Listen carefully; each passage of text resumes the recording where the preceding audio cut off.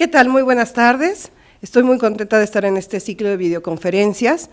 Este día les voy a platicar sobre los aspectos éticos de las intervenciones y la investigación en salud pública.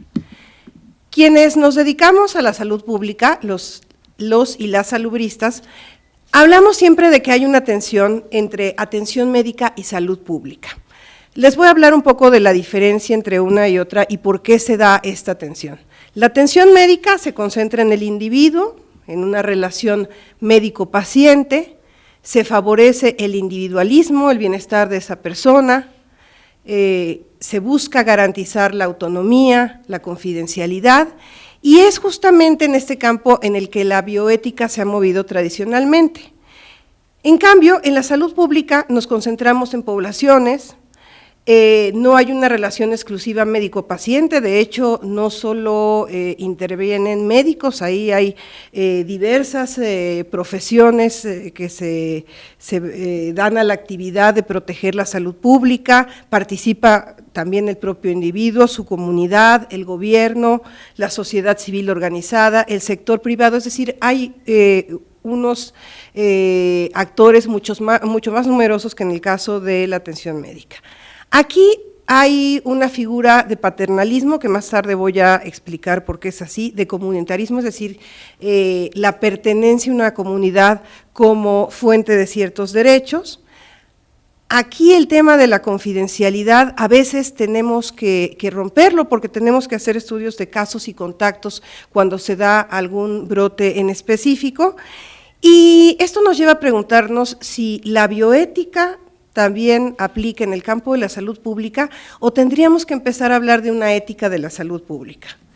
Y como estoy segura que no todos los que me están viendo son salubristas ni necesariamente son médicos, algo que me preguntan muchas veces es, bueno, ¿qué es salud pública? Se habla mucho de salud pública y no sabemos qué es. Bueno, pues si revisan la bibliografía encontrarían un inmenso listado de definiciones. Pero para esta ocasión a mí me gustaría enfocarme en 4 perspectivas. Una que dice que salud pública es la acción gubernamental, lo que hace el Estado a través del gobierno y se refiere exclusivamente a actividades del sector público. Una segunda perspectiva es la que ve a la salud pública como una serie de actividades que incluyen, además de la participación del gobierno, como en la perspectiva anterior, la intervención del público, es decir, el Estado trabajando con la comunidad organizada. Una tercera perspectiva es la que ve a la salud pública como servicios no personales de salud, es decir, que el beneficio no es apropiable por el propio individuo, como sí lo es en el caso de un tratamiento que se da derivado de una consulta en el marco de la atención médica. Aquí los beneficios se van a reflejar en la colectividad, en la comunidad. Y el cuarto, que seguramente lo habrán escuchado muchas veces, este concepto en las noticias, el problema de salud pública, pues es un concepto que se utiliza para hablar de padecimientos de alta incidencia o peligrosidad. Lo cierto es que ninguna de estas 4 perspectivas por sí misma nos sirve para lo que vamos a platicar el día de hoy. Entonces les quiero compartir un concepto de salud pública que trabajamos el doctor Roberto Tapia Conger y yo, y lo tuvimos que trabajar porque así como yo les decía que veíamos que había tal vez una tensión entre atención médica y salud pública, esa tensión y tal vez el privilegiar a la atención médica sobre la salud pública, lo encontramos también en la legislación. Resulta que en la Ley General de Salud no hay una definición. La Ley General de Salud dice que hay servicios de atención médica, que hay servicios de asistencia social y que hay servicios de salud pública. Los 2 primeros los define claramente. Salud pública no, entonces nos encontramos con que hay gente que dice, bueno, todo lo que no sea atención médica o asistencia social es salud pública. Pero bueno, eso tiene que ver más con entonces hacer un listado, y no necesariamente, porque ahí encontramos intervenciones que son, sin lugar a dudas, de atención médica. Existe, y esto pues es obviamente reciente, pasaron más de 20 años de que se hubiera emitido la Ley General de Salud, en el reglamento de la propia ley en materia de protección social en salud, sí hay un listado de lo que se considera servicios a la comunidad, entonces eso nos puede servir como un referente. Pero en realidad la salud pública está dispersa en la ley, en los reglamentos y en las normas oficiales mexicanas. De ahí que, como les decía, tuvimos que trabajar en un concepto que nos permitiera elaborar en temas como el que nos ocupa hoy, que es el de la bioética. En esta definición que trabajé con el doctor Tapia Conger, decimos que la salud pública abarca a todas aquellas intervenciones cuyo objetivo es la prevención, promoción y protección de la salud de la colectividad, pero va a comprender acciones dirigidas a la comunidad, también algunas que van al individuo, pero que generan externalidades positivas para la comunidad, es decir, un beneficio para la comunidad, como es el caso de la vacunación. Como ustedes saben, cuando se logra vacunar a un número determinado de individuos, dependiendo de la población, se logra una inmunidad de rebaño. ¿Qué quiere decir esto? Que se va a proteger contra una determinada enfermedad a individuos que tal vez no fueron vacunados. Y el tercer tipo de acciones que están comprendidas dentro de la salud pública son aquellas que van encaminadas a prevenir situaciones donde el individuo puede generar externalidades negativas, es decir, algún daño o riesgo para la comunidad o para otros individuos. Y aquí los ejemplos serían la prevención de lesiones, tenemos un grave problema de violencia en nuestro país, o la prevención de infecciones de transmisión sexual, o sea, cosas tan distintas. Ahí en la imagen se ve una lesión vinculada con un accidente de tráfico. Bueno, pues esos temas también son parte de la salud pública, y el de prevención de infecciones de transmisión sexual, que tiene que ver con que el individuo se proteja para no contagiar a otros si es que tiene alguna infección de este tipo. Siguiendo con ese concepto que trabajamos, dijimos, bueno, ¿y los servicios, las intervenciones de salud pública, qué características tienen? Y fíjense que aquí encontramos características que son propias de los derechos sociales, pero que también son valores éticos. Nos empezamos a acercar aquí a la bioética. Es como si en las entrañas mismas de la salud pública viviera la bioética, y quienes somos salubristas, pues nos guiamos por una serie de principios. Los servicios de salud pública son universales en su mayoría. Ya dijimos que hay unos que van encaminados al individuo, esos, bueno, se busca que todos los individuos lo reciban, pero si yo les platico de otros que no podemos dividir, a lo mejor les va a quedar más claro. La fumigación para prevenir las enfermedades transmitidas por vector. Cuando pasan esas avionetitas fumigando ciertas zonas, pues el beneficio es para todos los que vivan ahí. Ahí no importa la mal llamada derechohabiencia. No podemos distinguir la casa donde viven personas que están afiliadas al IMSS, de quienes están afiliados al Seguro Popular. Otro ejemplo es el de la vacunación. Uno de los programas más reconocidos en el mundo por el liderazgo que México ha tenido. Ahí también hay un anhelo de universalidad en las vacunas que están incluidas. Los servicios de salud pública también promueven la equidad, la justicia social, porque es precisamente en la salud pública donde podemos ubicar algo que se llama los determinantes sociales de la salud. Esos no son servicios de atención médica, tiene que ver con cómo vamos a transformar la comunidad, las condiciones en las que vive una persona, para que verdaderamente pueda disfrutar de un estado de salud como lo define la OMS. Son también herramientas de seguridad social, de seguridad nacional, perdón. Y yo creo que eso es algo que nadie que haya vivido la pandemia hace algunos años podría poner en duda. O imagínense también que fuéramos sujetos de un ataque bioterrorista. Claro que puede afectar a la seguridad nacional. Y cuando hablamos de un ataque bioterrorista, no nos imaginemos una cuestión como las que salen en las películas. El primer ataque bioterrorista que se dio en el mundo tuvo que ver con la contaminación de una barra de ensaladas en Estados Unidos, y que afectó a toda una comunidad y que afectó el resultado de unas elecciones en un pequeño pueblo. Y el otro tema tiene que ver con que son bienes públicos. Los bienes públicos son aquellos que no se pueden dividir, como en el caso de la fumigación, que el que un individuo los consuma no evita que otro los pueda consumir, y por lo mismo es muy diferente que se puedan vender en el mercado. Un claro ejemplo de esto es el de las campañas de promoción de la salud. Si ustedes ven una campaña, ese pedacito que ustedes vieron no impide que otro pueda verlo. Ya decíamos el tema de la fumigación, pero todavía esto es más claro. ¿Ustedes pagarían por su pedazo de campaña de promoción de la salud? Difícilmente. Es por eso que los bienes públicos los tiene que proveer el Estado.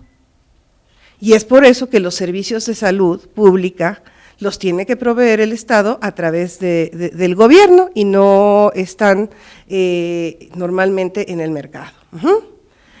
En salud pública ya les decía yo que hay características como el paternalismo o el comunitarismo. Me voy a referir ahorita al segundo concepto. Porque la salud pública es un ejemplo práctico del comunitarismo.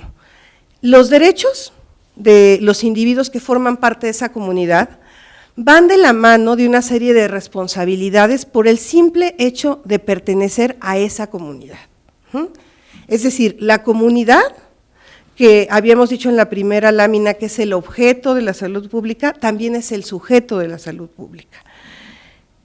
Si queremos lograr ser eficientes en las acciones de prevención, protección y promoción de las cuales hablábamos en el concepto de salud pública, y si queremos hacerlo a nivel nacional y a nivel global, porque la salud global, otro concepto también del que se habla mucho, es salud pública. De hecho, el otro día me decían, la salud pública global, no, bueno, pues eso es reiterativo, la salud global es salud pública. Bueno, si queremos lograr éxitos a esos niveles, pues requerimos que participen el Estado o los estados, si estamos hablando de salud global, las comunidades, las organizaciones o los individuos. Y algo muy importante, en ocasiones, por proteger la salud pública, nos vamos a ver obligados a interferir en la autonomía, en los derechos del individuo, para asegurar la salud a nivel poblacional. Y es ahí donde se materializa una especie de paternalismo del Estado aparejado a la salud pública. Y aquí quiero hacer una distinción. ¿Dónde nos puede ayudar más la bioética o la ética en la salud pública? ¿En la investigación o en las intervenciones? ¿O necesitaremos una ética para cada cual? Esta pregunta no es nueva, no se me ocurrió a mí, muchos se la han hecho a lo largo de los años. Hay por ahí un artículo muy interesante del doctor Lolas que habla sobre esto, pero creo que es muy pertinente repetirla hoy aquí. La investigación en salud pública, que se puede definir específicamente como tal, como las investigaciones sociales o epidemiológicas o investigaciones que tienen que ver con acciones de farmacovigilancia en ciertas poblaciones, pues ya está muy regulada. Ya sabemos lo que tenemos que hacer, nos tenemos que someter al escrutinio de los comités de ética en investigación, tenemos que cumplir con todo lo que ya está claramente especificado. Creemos que hay que adaptar algunos conceptos, porque a veces el sitio de investigación no es algo que para nosotros sea tan claro como en otras materias. A veces no tenemos un solo sitio de investigación. Y bueno, se tiene que mantener la supervisión. Creo que ahí, bueno, sí podemos mejorar en el tema de los conceptos, pero las y los salubristas, aunque como les decía, hay una ética que nos rige y que nos hace justo dedicarnos a esto, pues no observamos muchos valores éticos, ni nos hacemos preguntas éticas cuando estamos trabajando. Y ahí es donde creo que nos podemos beneficiar más de la bioética, de un acercamiento. Y bueno, las intervenciones en salud pública, y ese es también un ejercicio que trabajé en su momento con el doctor Tapia Conger, y que tiene que ver, esa clasificación está hecha considerando el grado de intervención que vamos a tener en la esfera del individuo para poder proteger, promover, prevenir. El primero se refiere a aquellas situaciones en las que el individuo está llevando a cabo una conducta que implica un riesgo, pero implica un riesgo para ella o él exclusivamente. Aquí, ¿qué le tocaría al Estado? Bueno, nosotros pensamos que aquí el Estado únicamente tiene que proporcionar la información, intentar persuadirlo para que modifique su conducta y adopte un estilo de vida saludable. Y ustedes podrían decir, bueno, pero pues si nada más está haciendo daño a sí mismo, ¿por qué interviene de todas maneras, aunque sea de esta manera, digamos, tan suave el Estado? Bueno, porque si esa persona se hace daño y termina siendo atendido por los servicios de salud públicos, nos cuesta a todos. Entonces, esa es la justificación. Entonces, aquí, bueno, pues la idea es, como les decía, persuadirlo, incentivarlo a que modifique su conducta y adopte un estilo de vida saludable. Un ejemplo serían los trastornos alimenticios como anorexia o bulimia, pero ojo, aquí no podríamos clasificar a la obesidad, porque la obesidad, junto con la diabetes, la hipertensión, pues sí ya está causando un daño para todos nosotros, aunque no padezcamos directamente ninguna de esas enfermedades. Aquí la principal estrategia, como les decía yo, es la persuasión. La persuasión a través de la promoción de la salud o de la comunicación en salud, que es todavía una forma más moderna de verlo.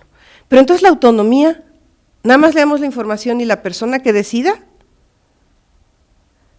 No, la autonomía es básica cuando hablamos de bioética. Entonces es aquí donde empiezan las preguntas que nos tendríamos que estar haciendo y que no siempre nos hacemos. El segundo tipo de intervención ya se da cuando el individuo, bueno, pues se está poniendo en riesgo, pero también pone en riesgo a otros, a la comunidad en sí misma, ¿no? Aquí el Estado va a contar con estrategias de persuasión adicionales a la información, como puede ser la de regular determinada conducta, establecer sanciones, impuestos o hasta prohibiciones encaminadas a desincentivar el consumo de un bien. Aquí el ejemplo más claro pues es el del consumo de tabaco, donde pues se hizo una ley específica que ve desde el tema de los impuestos hasta los espacios libres de humo de tabaco, las presentaciones, las leyendas de advertencia, toda una serie de medidas que van encaminadas a desincentivar el consumo de tabaco. O más recientemente, el impuesto especial para productos y servicios que se puso a las bebidas con azúcar adicionada, para intentar que la gente consuma menos refrescos, porque sabemos que es uno de los agentes causales del problema tan grave de sobrepeso, obesidad, diabetes, hipertensión que tenemos en el país. Bueno, pero aquí otra vez tendríamos que preguntarnos, ¿y la libre decisión del individuo, su autonomía? O sea, ¿podemos castigar a alguien? Pues hay castigo para el que violente un espacio libre de humo. Pero, ¿qué pasa con una persona que tiene obesidad? Ya le dimos la información, a lo mejor le estamos dando tratamiento y la persona no baja. Hay países en el mundo donde ya se están poniendo sanciones. Y a veces no necesariamente vienen del Estado. Hay lugares donde si alguien está pasadito o pasadita de peso, ya le van a cobrar el espacio en el avión al doble. Pero otra vez, ¿y la autonomía? ¿No se supone que debemos privilegiarla? Pero bueno, también el Estado tiene una responsabilidad, porque pues en el tema de bebidas azucaradas, por ejemplo,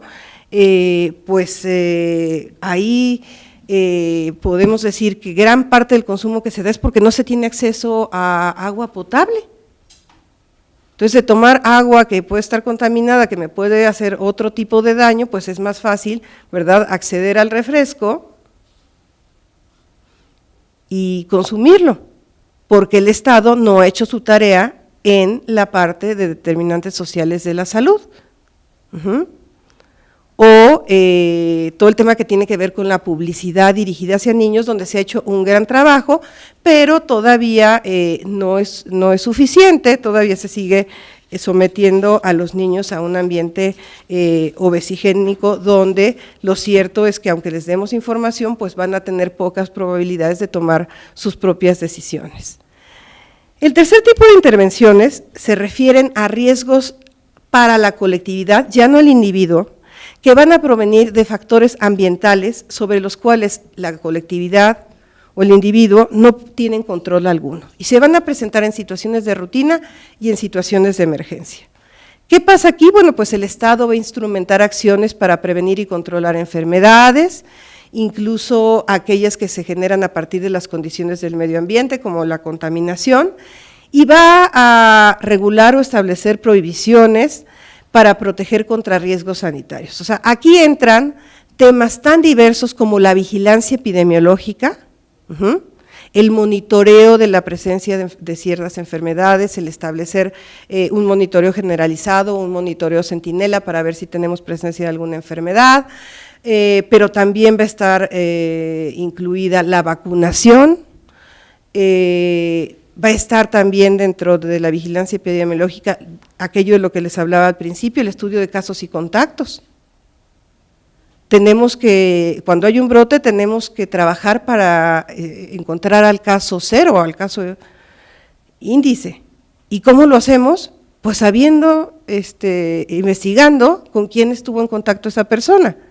Y entonces el tema de la confidencialidad a veces pues desaparece, ¿no? Aquí también entra el control sanitario de medicamentos, pero no solo de medicamentos, los alimentos. Hay un reglamento de control sanitario de productos y servicios donde vienen disposiciones para lo que ustedes imaginen, carne, pescado, bebidas. Todo eso que nosotros no podemos saber porque no necesariamente tenemos el entrenamiento para determinar si algo nos puede o no hacer daño. Y les decía, bueno, pues aquí está el tema de la confidencialidad que pasa en vigilancia epidemiológica. Si es una investigación que involucra vigilancia epidemiológica, pues tiene que haber pasado por las autorizaciones. Pero a veces les pregunto a mis compañeros, oigan, ¿y tomaron muestras? ¿Pidieron el consentimiento informado? ¿No? Y aquí una atención que si se da una atención con atención médica con toda la razón. En atención médica, quienes se dedican a atención médica saben perfectamente que tienen que pedir para todo consentimiento informado. Y más vale que lo pidan bien, porque me ha tocado ver muchos casos que han llegado a tribunales, incluso a la Suprema Corte, porque no se solicitó adecuadamente un consentimiento informado. Y en cambio, en salud pública, pues no, y además, esa muestra que se tomó se puede someter a distintos procesos. Uno puede ser para determinar si efectivamente es un caso confirmado. Puede ser un caso sospechoso, mandamos al laboratorio de referencia y nos damos cuenta que es un caso confirmado. Pero ¿qué tal si después utilizamos esa muestra para ver el genoma del virus? le tendríamos que volver a pedir a esa persona su autorización, ¿no? Y bueno, lo cierto es que no lo estamos haciendo. El cuarto tipo de intervenciones se refiere a riesgos para la colectividad que provienen de un agente infeccioso o un fenómeno de la naturaleza respecto al cual el Estado no puede tener control alguno. Y aquí se dan casos de emergencia y de urgencia. ¿Cuál es la diferencia? La emergencia ocurre sin que podamos tener ningún tipo de aviso, de alerta temprana de que va a ocurrir. Y en la urgencia sí la tenemos y podemos establecer ciertas medidas. En este caso, bueno, pues precisamente el Estado está obligado a tomar medidas para contar con un sistema de alerta temprana para prevenir o reducir el impacto de los daños y abordar rápida, ordenada y eficazmente el acontecimiento y tratar de restituir las cosas al estado que tenían antes de que se presentara ese fenómeno. Y aquí incluye una figura que está en la Ley General de Salud que no se ha utilizado, porque no se utilizó ni siquiera en el caso de la pandemia, pero que es muy interesante, porque equivale casi a la suspensión de garantías que tenemos en la Constitución. El que ante un riesgo a la salud, el secretario de Salud pueda tomar decisiones e incluso pedir ayuda de las Fuerzas Armadas, por ejemplo, y que estas después sean sancionadas, es decir, sean validadas por el presidente de la República. Es decir, sin pedir permiso de su superior jerárquico, el secretario, por proteger a la gente, puede tomar ciertas medidas. ¿Esto cuándo se presenta? Bueno, pues los huracanes.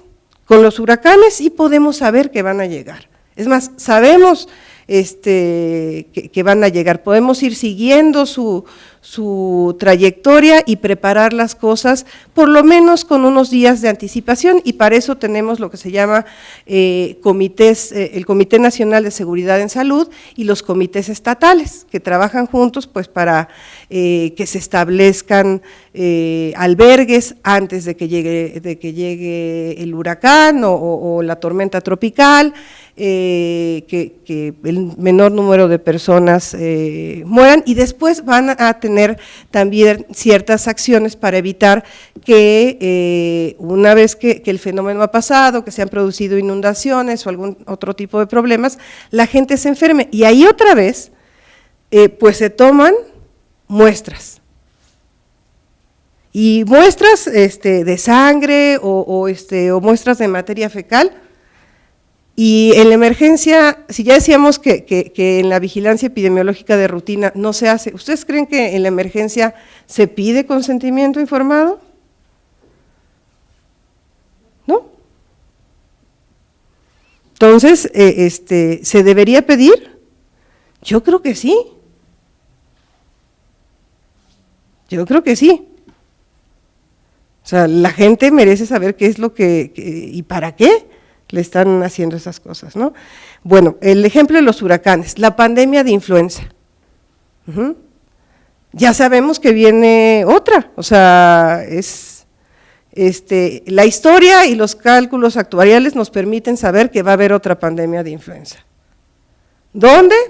No sabemos, la última ocasión nos sorprendió siendo aquí, pero hay que tomar medidas para prepararse, como se tomaron en su momento, haciendo una reserva estratégica de medicamentos o teniendo ciertos equipos especiales. Hay que estar listos. O los sismos, ahí tenemos el sistema de alerta, pues solo nos da unos cuantos segundos, pero también tienen que intervenir las autoridades de salud pública. Y aquí es donde se dice, bueno, este es el mayor ejemplo de paternalismo. Y muchos autores han dicho que aquí sí está justificado por las situaciones que se han dado, pero ¿sí está justificado siempre?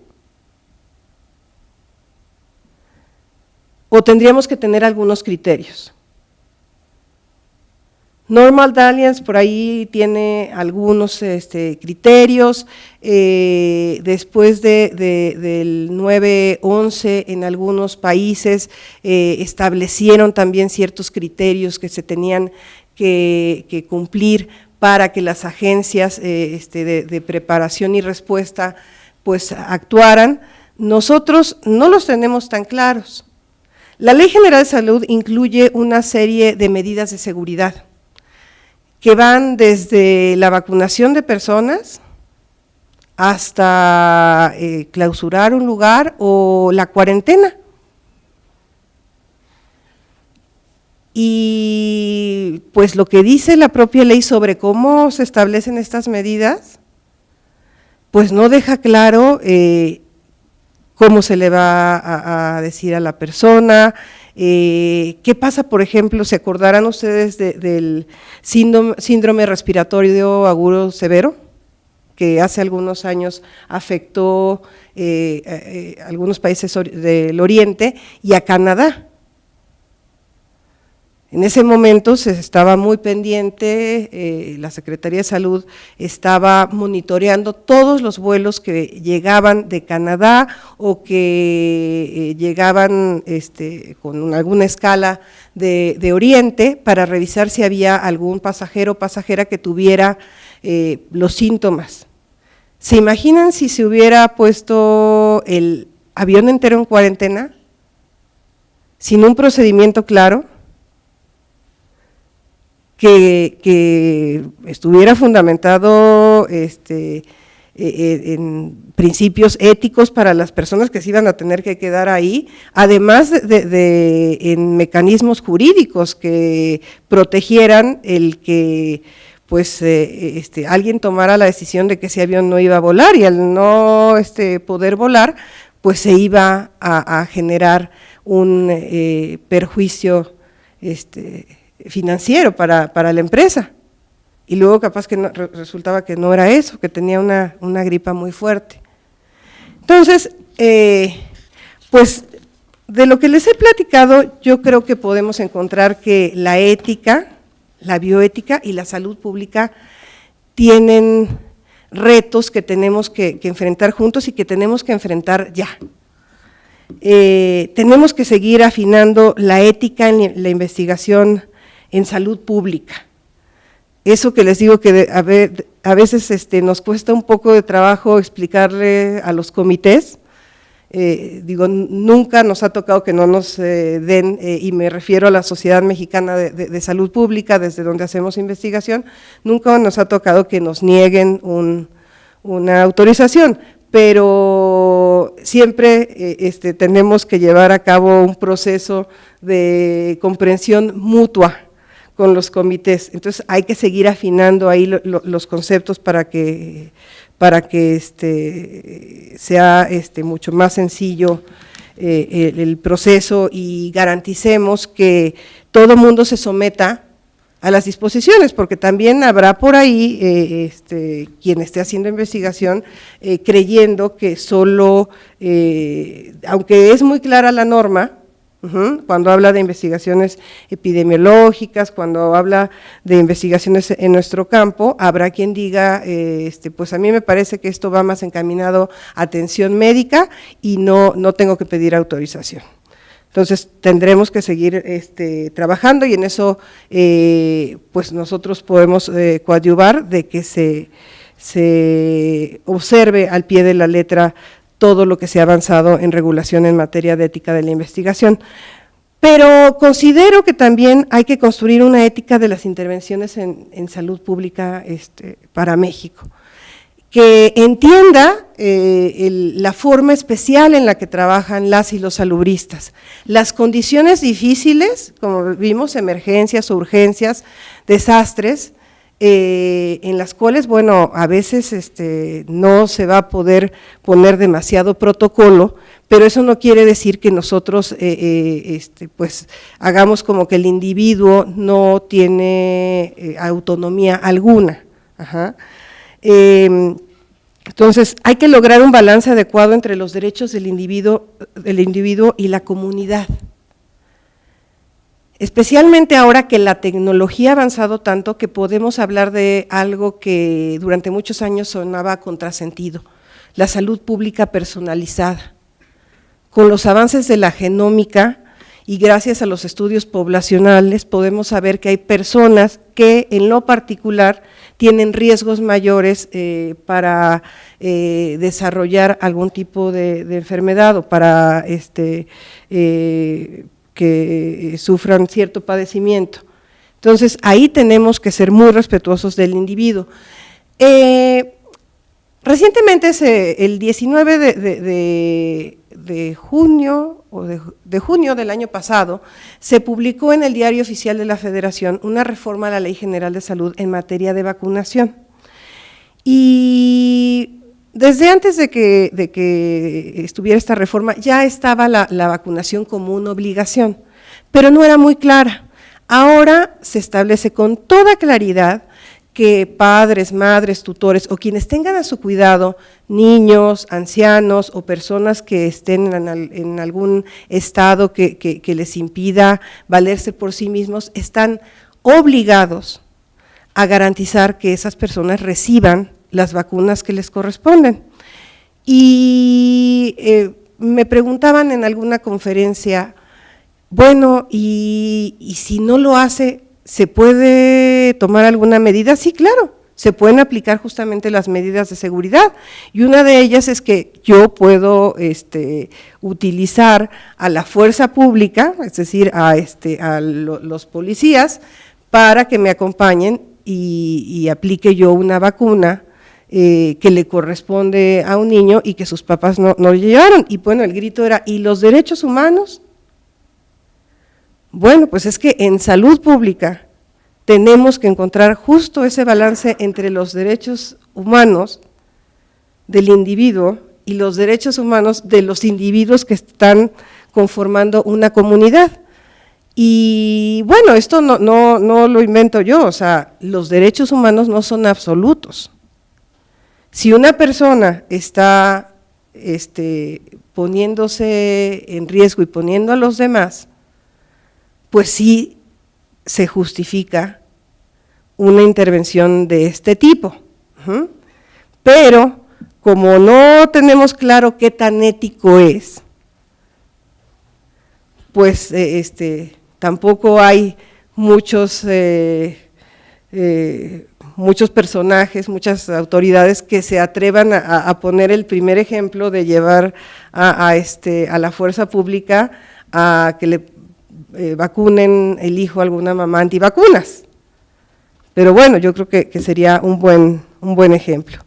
También es necesario establecer criterios éticos para justificar esas intervenciones paternalistas y ciertos límites.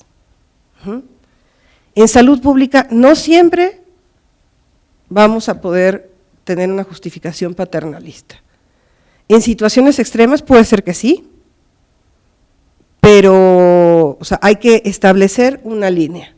¿Por qué? Porque si no, pues es mucha la tentación de lo hago o lo hacemos por el bien de todos y entonces como no tenemos además reglas, no tenemos un modelo jurídico claramente establecido en la ley o en los reglamentos, pues es muy fácil que vayamos pasando los límites. Es importante también a través de la ética, contribuir a generar comunidades e individuos que sean autónomos pero responsables. Hay una corresponsabilidad del individuo. O sea, le podemos dar toda la información sobre la importancia de adoptar un estilo de vida saludable y la persona no quererla. En alguna ocasión me tocó escuchar del exdirector general del Instituto Mexicano del Seguro Social que ya habían detectado que personas que estaban en tratamiento por diabetes, pues no tenían apego al tratamiento. Pero cuando ya iba a venir la cita de seguimiento, entonces sí, unas semanas antes, una dieta, o sea, de no comer nada, de tomarse las pastillas. ¿Para qué? Para que cuando los revisan estaban muy bien. Pero bueno, pues esa cuestión de comerse todo lo que quería, no tomarse sus medicamentos y después someterse a esas dietas extremas, pues lo único que va a hacer es acabar por dañar su estado de salud. Y las comunidades también tienen que ser responsables. Hablábamos ya del caso de las enfermedades transmitidas por vector. Bueno, pues puede el gobierno hacer que pasen, que haya fumigaciones programadas cada que sea oportuno, pero si las personas no limpian sus patios, seguramente han escuchado hablar de la estrategia de patio limpio, que busca que la gente se deshaga de todos los cacharros, de todas las botellas, de todas las llantas viejas, de todos aquellos lugares donde se puedan formar pequeñas acumulaciones de agua y se puedan desarrollar las larvas de los mosquitos. Y eso necesita de la voluntad de la comunidad. Y estamos hablando de recoger corcholatas, porque basta una corcholata